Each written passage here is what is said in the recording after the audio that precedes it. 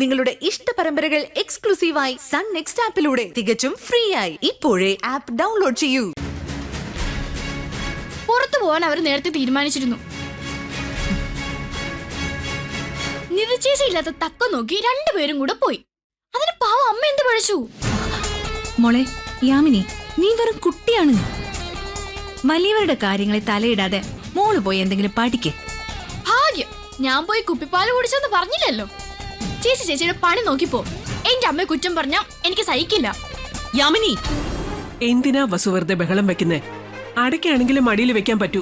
ഗൗതമും പ്രണവും ഇവളും ഒക്കെ മടിയിൽ വെക്കാനാവാത്ത വിധം വളർന്നു. തന്നോളം വളർന്ന താനെന്ന് വിളിക്കണം, ഭരിക്കാൻ നിൽക്കരുത്. അല്ലെങ്കിലും എനിക്കറിയാം, ഗൗതമിന്റെ കാര്യത്തില് എനിക്ക് മാത്രമേ ശ്രദ്ധയുള്ളൂ. അങ്ങനെ പറയില്ലേ ആന്റി. നിധി ഗൗതമിനെ പൊന്നുപോലെയല്ലേ നോക്കുന്നത്? എന്നിട്ടാണോ അവൻ ഉണരുന്നതിന് മുമ്പേ അവള് രാവിലെ കാമുകനെ തേടി പോയത്? അയ്യേ, ഈ ആന്റിക്ക് വട്ടായോ? നിധി ചേച്ചി ക്ഷേത്രത്തിലാ പോയത്. ശരിയായിരിക്കാം, പക്ഷേ ആ ക്ഷേത്രത്തില് പൂജ നടത്തുന്നത് അവനായിരിക്കും. മിഥുൻ, അവനാണല്ലോ അവളുടെ പ്രേമ പൂജാരി. വസു, വാക്കുകൾ സൂക്ഷിച്ചുപയോഗിക്കണം. കുട്ടികളുടെ മുൻപിൽ വെച്ച് എന്തും വിളിച്ചു പറയാന്ന് കരുതരുത്. ഓ, കുട്ടിയല്ലല്ലോ ഇവളിപ്പോ വലിയ അടയ്ക്കാമരമായെന്ന് ഏട്ടത്തി തന്നെയല്ലേ പറഞ്ഞത്? ഇവളും കേൾക്കട്ടെ ഇവളുടെ ഏട്ടത്തിയമ്മയുടെ ലീലാവിലാസങ്ങൾ. ഗൗതമിന്റെ കാര്യങ്ങള് ശിവാനി നോക്കട്ടെ എന്ന് ഞാൻ പറഞ്ഞതാണ്. അത് ഏറ്റവും കൂടുതൽ എതിർത്തത് നിധിയും പിന്നെ ഏട്ടത്തിയുമാ. നിധിയുടെ സ്ഥാനത്ത് ശിവാനി ആയിരുന്നെങ്കിൽ ഇവൾ ഒരിക്കലും ഗൗതമിനെ തനിച്ചാക്കി പോവില്ലായിരുന്നു. ഗൗതമിനെ ഞാൻ എന്റെ സ്നേഹത്തിന്റെ തടവറയിലാക്കുമായിരുന്നു. നിധിയുടെ സ്ഥാനത്ത് ഈ പിശാച് വന്നിരുന്നെങ്കിൽ ആക്സിഡന്റിൽ ഞാൻ പരലോകത്തെത്തിയേനെ.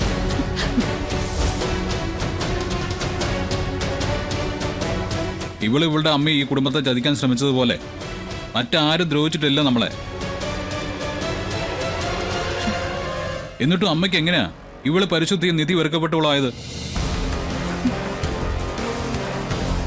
നിധിയുടെ സ്ഥാനത്ത് ഇവളായിരുന്നെങ്കിലെന്ന് ചിന്തിക്കാൻ പോലും എങ്ങനെ കഴിയുന്നു? അയ്യോ ഗൗതം, നിധിക്ക് പകരം നീ ഇവളെ കല്യാണം കഴിച്ചിരുന്നെങ്കിലെന്നല്ല അമ്മ ഉദ്ദേശിച്ചത്. ഇവളിവിടെ നിന്ന് ഒരു ഹോം നേഴ്സ് ആയിട്ട് നിന്നെ പരിചരിക്കുന്ന കാര്യമാ. ആ ജോലി ഞാൻ പൊടിച്ചേനെ. എന്റെ പരിചരണം കൊണ്ട് ഗൗതം ഇതിനകം പറന്നു നടന്നേനെ. എനിക്കിപ്പോ ഒരു പരിചരണത്തിന്റെ ആവശ്യമില്ല. നടക്കാൻ കുറച്ച് ബുദ്ധിമുട്ടുണ്ടെങ്കിലും ഈ വാക്കിംഗ് സ്റ്റിക്ക് കൊണ്ട് പരിഹരിക്കാം. എങ്കിലും എന്റെ കാര്യങ്ങൾ സ്വയം ചെയ്യാൻ എനിക്ക് പറ്റും. ഡ്രൈവ് ചെയ്യാൻ പ്രണവുണ്ട്. അതെ, അർജുനന് ശ്രീകൃഷ്ണൻ എന്ന പോലെ ഞാനാ ഇപ്പൊ ഏട്ടന്റെ സാരഥി. എന്റെ കള്ള കൃഷ്ണ, എനിക്ക് നീയേ സെറ്റാകൂ. ഗൗതം, ഹെൽത്തിനെ കുറിച്ച് നീ പറയുന്നതൊക്കെ ശരിയായിരിക്കാം. എങ്കിലും നിനക്കൊരു സഹായത്തിന് നിധിക്ക് പകരം ശിവാനി ഇവിടെ നിൽക്കട്ടെ. നിധി എന്റെ കൂടെ നിൽക്കുന്നത് എന്നെ സഹായിക്കാനോ ശുശ്രൂഷിക്കാനോ അല്ല, എന്നെ സ്നേഹിക്കാനും എനിക്ക് സ്നേഹിക്കാനുമാ.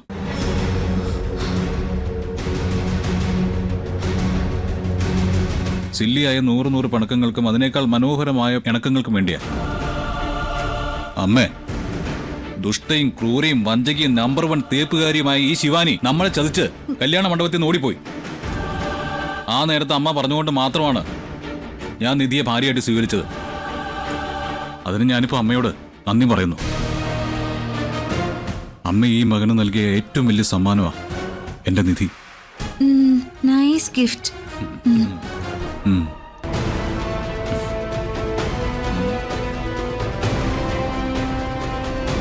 അമ്മേ, കൊടുത്തേക്ക്.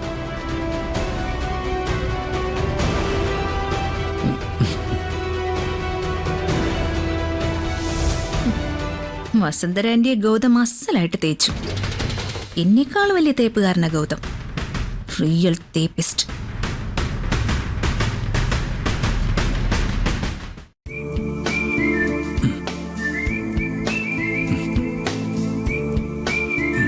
സൂക്ഷിച്ച്.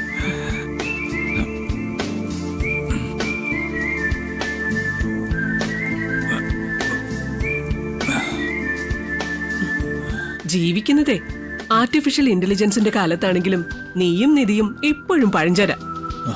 ആരും എന്ത് ഈ പറയുന്നത്? നമ്മുടെ ബിസിനസ്സിൽ പോലും ആർട്ടിഫിഷ്യൽ ഇന്റലിജൻസ് ഉപയോഗിക്കുന്നുണ്ട്. നിധിക്കും അതേക്കുറിച്ചൊക്കെ നല്ല വിവരമുണ്ട്. പിന്നെ എങ്ങനെയാ ഞങ്ങൾ പഴഞ്ചരാവുന്നത്? പഴഞ്ചരല്ലെങ്കിൽ ഇന്നത്തെ കാലത്ത് ആരെങ്കിലും ലവ് ലെറ്റർ എഴുതുവോ? ലവ് ലെറ്ററാ? ആ മൊബൈലിലൊരു വോയിസ് ക്ലിപ്പ് ഇടുന്നതിന് പകരം എന്റെ മോനും മരുമോളും ലവ് ലെറ്റർ എഴുതി കളിക്കുക. നൊസ്റ്റാൾജി ആയിരിക്കും. ഈ പാറു എന്താ ഉദ്ദേശിക്കുന്നത്? എനിക്കൊന്നും മനസ്സിലാവുന്നില്ല. എടാ, നീ രാവിലെ നിധിക്ക് കത്തെഴുതി വെച്ചിട്ടല്ലേ പോയത്? അയ്യേ, അത് ലവ് ലെറ്റർ ഒന്നും അല്ല. പുറത്തു പോകുന്ന കാര്യം ഞാൻ ഇൻഫോം ചെയ്തതാ. അതെന്തിനാ കത്തെഴുതിയത്? നിനക്ക് നേരിട്ടങ്ങ് പറഞ്ഞാ പോരായിരുന്നോ? നേരിട്ട് പറഞ്ഞ പുറത്തു പോകാൻ അവള് സമ്മതിക്കില്ല. അതുകൊണ്ട് ക്ഷേത്രത്തിൽ നിന്ന് തിരിച്ചു വന്നിട്ട് അവൾ അറിഞ്ഞാൽ മതി എന്ന് വിചാരിച്ചു. അതാ ഞാൻ ലെറ്റർ എഴുതിയത്. ആ പേടിക്ക് കാരണം നിനക്ക് അവളോടുള്ള സ്നേഹമല്ലേ? അവളോടുള്ള ലവ് കൊണ്ടും ലെറ്റർ എഴുതിയത് കൊണ്ടും അത് ലവ് ലെറ്ററായി. നീ എഴുതിയതുപോലെ അവളൊരു ലവ് ലെറ്റർ എഴുതി വെച്ചിട്ടാ പോയത്. എന്നിട്ട് ഞാനത് കണ്ടില്ലല്ലോ. നിന്റെ ലെറ്റർ മേശപ്പുറത്തും അവളുടേത് താഴെയും കിടന്നു. ആണോ?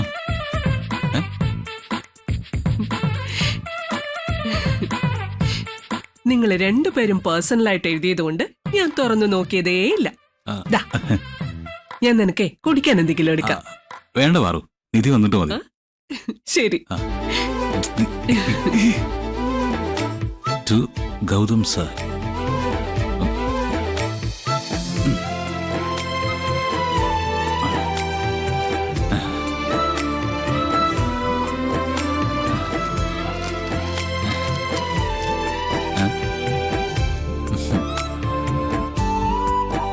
സർ, എന്തോ?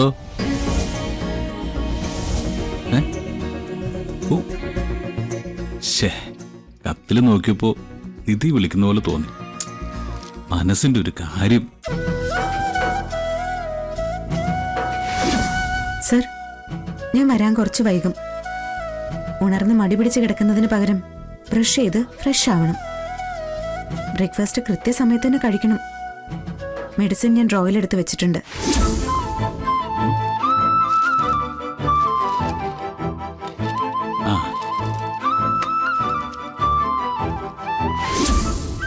ഞാൻ ക്ഷേത്രത്തിൽ പോയിട്ട് നേരെ സബ് രജിസ്ട്രാർ ഓഫീസിലേക്ക് പോകും.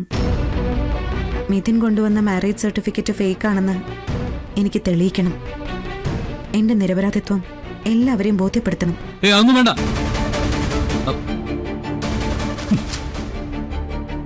മിഥുൻ രണ്ടും കൽപ്പിച്ചിറങ്ങിയിരിക്കുന്നത്. ഇതിനൊക്കെ നിധി ഒറ്റയ്ക്ക് പോയാൽ അപകടമാണ്. ചിലപ്പോൾ കൂടുതൽ ആപത്തുകളിലേക്ക് ചെന്ന് ചാടും. പ്രശ്നം വഷളാവും.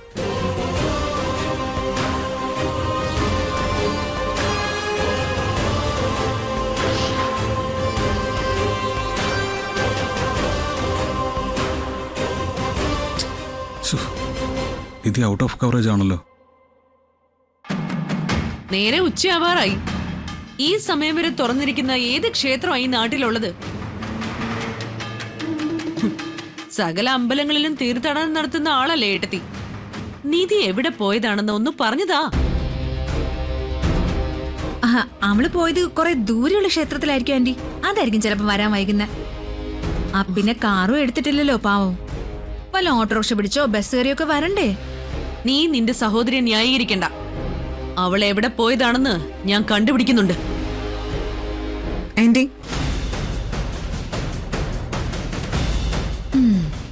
ഞാൻ എവിടെ പോയതാണെന്ന് ആന്റി അന്വേഷിച്ച് തല പുകയ്ക്കണ്ട. ഞാൻ എവിടെയായിരുന്നു എന്ന് ഗൗതം സാറിന് അറിയാം. ഇവളെ ഗൗതമിന് കത്തെഴുതി വെച്ചിട്ടാ പോയത്. പിന്നെ എന്റെ ഈ യാത്ര എന്തിനായിരുന്നു എന്നുള്ളത് നിങ്ങൾക്ക് എല്ലാവർക്കും വൈകുന്നേരം 5:30 മണിക്ക് ബോധ്യമാവും.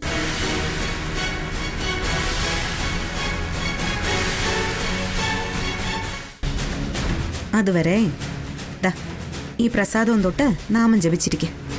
നീ തൊട്ടതൊന്നും എനിക്ക് വേണ്ട. പാതിവൃത്യം ഇല്ലാത്ത പെണ്ണ് ജീവിക്കുന്നിടം നശിച്ച് നാറാണക്കല്ലാവും. ഓ, അപ്പൊ ഈ കുടുംബത്തിന് ഒരു കുഴപ്പവും വരില്ല. ഇവിടെ അങ്ങനെ ഒരു പെണ്ണില്ലല്ലോ.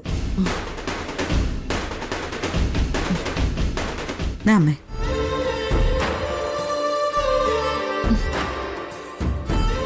ഈശ്വര ഭഗവാനെ, നിധിക്ക് നല്ലത് മാത്രം വരുത്തണേ. നീ പേടിക്കണ്ട, എനിക്ക് നല്ലത് മാത്രമേ വരൂ. എനിക്ക് നിന്നെ ഭയങ്കര വിശ്വാസം നിധി.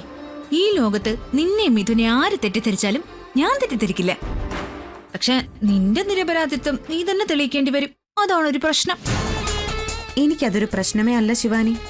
എന്റെ ഭർത്താവ് എന്റെ കൂടെ നിൽക്കുമ്പോ ഒരു ഭയവും ഇല്ല. മിഥുൻ പറഞ്ഞത് കള്ളമാണെന്ന് തെളിയുക തന്നെ ചെയ്യും. ആ, നിന്റെ കൂടെ ഞാനുണ്ടാവും. ഞാൻ നിന്നെ അകമഴിഞ്ഞ് സഹായിക്കും. ഓ അയ്യോ, സഹായിച്ചിടത്തോളം തന്നെ ധാരാളം. ദയവേത് ഇനി സഹായിക്കരുത് പ്ലീസ്. അമ്മേ, അച്ഛൻ എവിടെ പോയി? ഓഫീസിൽ പോയി ഉച്ചയ്ക്ക് വരും.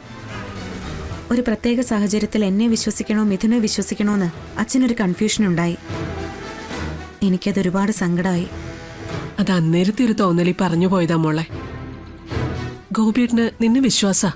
എന്തായാലും വൈകുന്നേരം 5:30 മണിക്ക് അച്ഛനും ഇവിടെ ഉണ്ടാവണം. മിഥുൻ നടത്തിയ ചതിയെക്കുറിച്ച് അതോടെ ഈ കുടുംബത്തിന് ബോധ്യമാവും.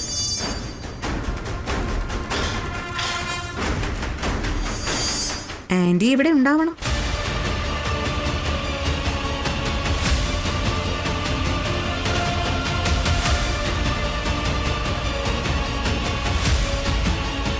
നിധിക്ക് നല്ല ആത്മവിശ്വാസമുണ്ട്.